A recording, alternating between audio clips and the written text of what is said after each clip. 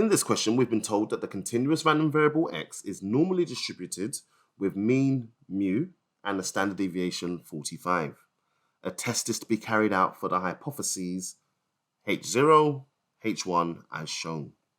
A random sample of 50 observations of x produced a sample mean of 213.4, and we're asked to carry out the test at the 1% significance level. So it's a lot here. We've been given the hypotheses, mu equals 230, mu does not equal 230. We're also given the standard deviation for this normal distribution, so we can write out the x distribution in the first instance. X follows a normal distribution where mu is 230 and the standard deviation is 45, which we must write as 45 squared.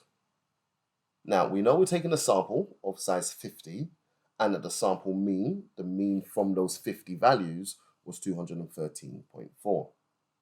So these we can use to help determine the x bar distribution.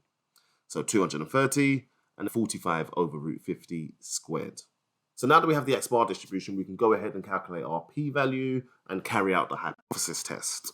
Now, the significance level was 1%, and being a two-tailed hypothesis test, each tail should be approximately 0.005 in size. Okay, let's draw the distribution. So it's a normal distribution, so it's a bell curve, 230s in the middle. Our observed value, our 213.4, is x bar, the sample mean, and that's over here on the right-hand side. We're going to find that probability. We're going to find the area. The area is the probability, 231.4, all the way up to a really large number. And then we've got our standard deviation and mu. That probability is 0.4129. That's a huge probability. That's 41%. There's no hypothesis test where that will be significant. Let's conclude this formally though. So we'll go through all of the steps to maximize our marks. So we're going to go through a formal comparison. 0.4129 is larger than 0.005.